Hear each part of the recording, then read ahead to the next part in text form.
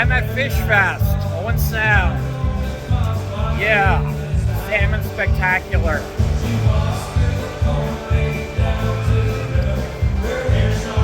Some relatives should not be brought out in public.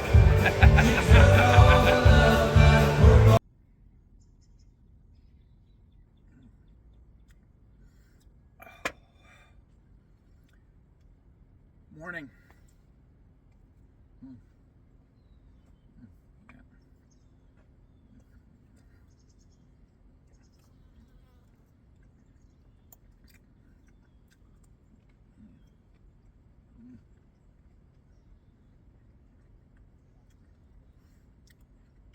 A healthy breakfast.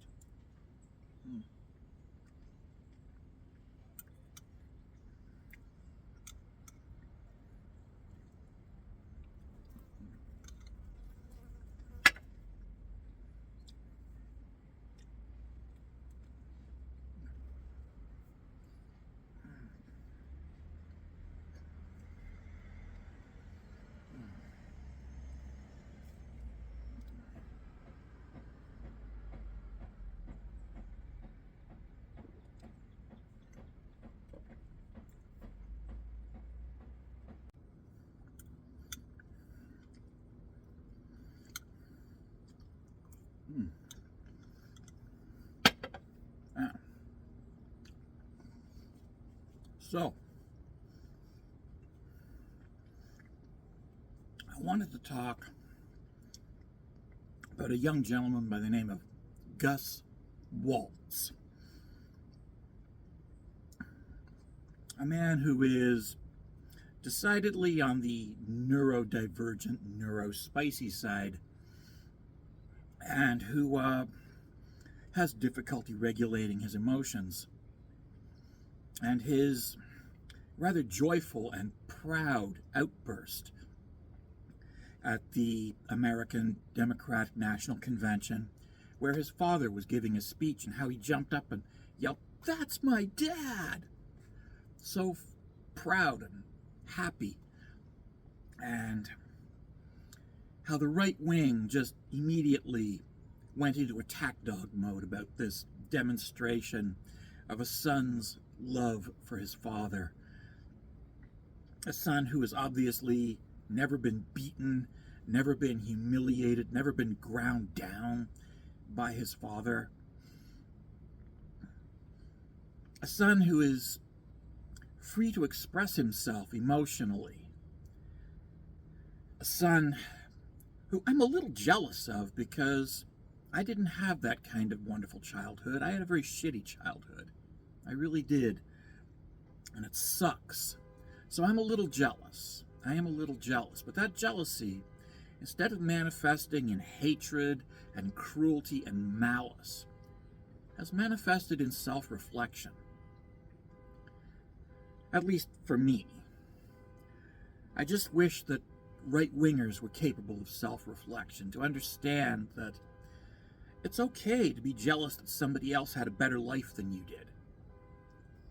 It's not okay to shit all over them in an attempt to ruin that better life. It's not. Oh.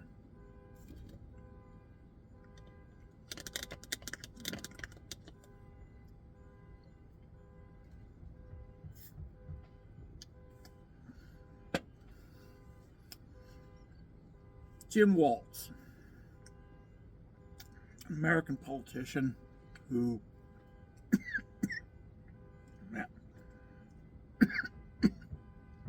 I would describe as a classic small c conservative, a constitutionalist, and a decent human being, is, in my opinion, and I'm not an American, the ideal man for the office of American Vice President. He's a good man, and that's what America needs right now, because the last good man you had in your government was a guy named Carter, Jimmy Carter, who was a good man.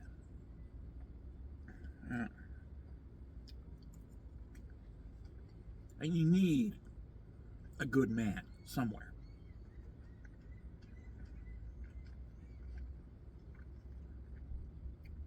And so, yes, I endorse Tim Walz for Vice President of the Republic of the United States of America, because he is exactly the kind of person who can rein in the worst excesses of a law and order conservative like Kamala Harris. And she is a law and order conservative. She is a champion of capitalism right up until it starts violating laws that already exist.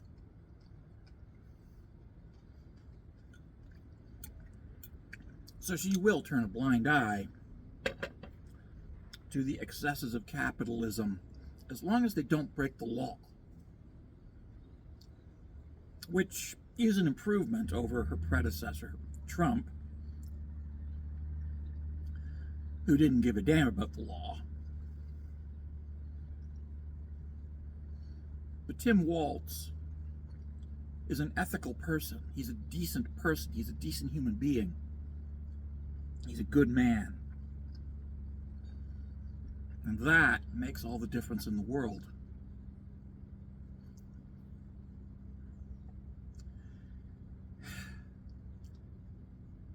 I grew up in a world where we were taught that we had to emulate John Wayne and Rock Hudson, the characters that they played, the tough, taciturn, real man. Yeah, you know, those guys. We were taught that we had to emulate that kind of crap. And that was beaten into us. Not just by our own parents, but by the media and by the society we grew up in. And I'm jealous that Gus Waltz never had to go through that shit. And so are you. The difference is, my jealousy manifests in self-reflection. Yours manifests in hate.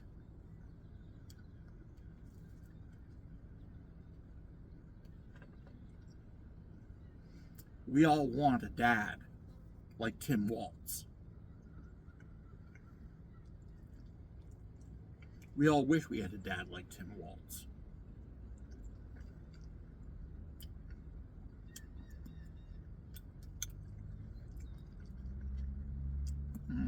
Yeah.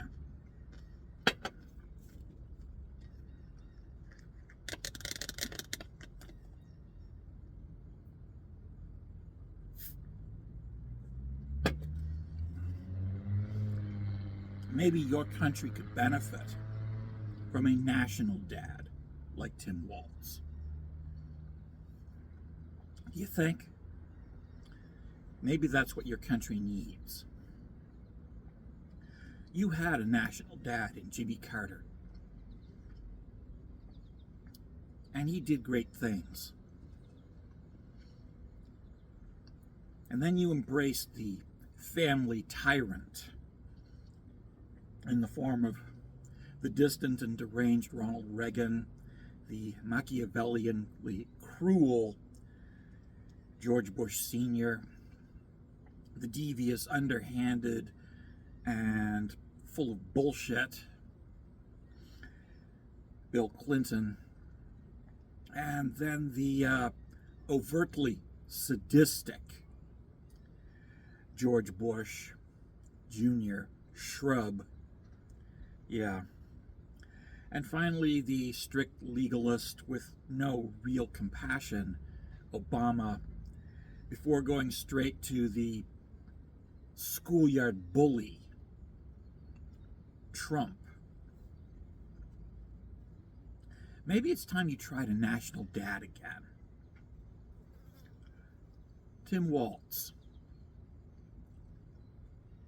His own son loves him. And no, that's not fear, that's love. Because apparently, Walz is not the family tyrant. He's a dad. Somebody we all wish we could have had.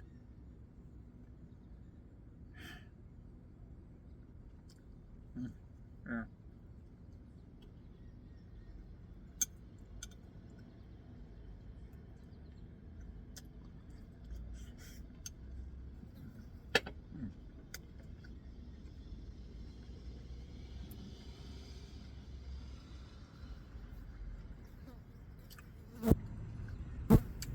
A lot of family tyrants destroy their children because their children don't conform to the John Wayne and Rock Hudson standard of what it means to be a real man.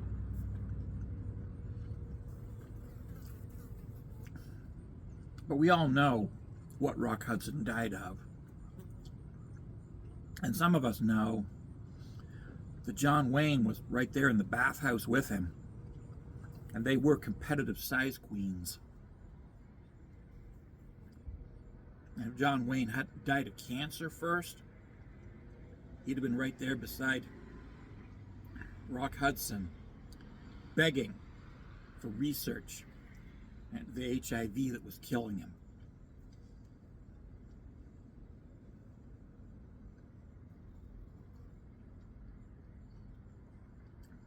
And you'd hate him too, the way you hate Rock Hudson.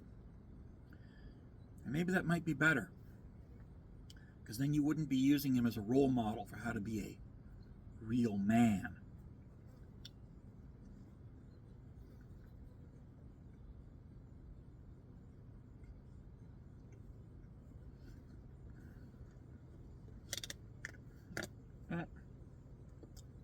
Somebody got into my fruit smoothie.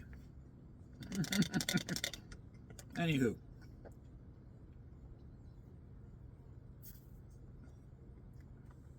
It's a beautiful morning. It's going to be a beautiful day. All you good people should get out and enjoy it.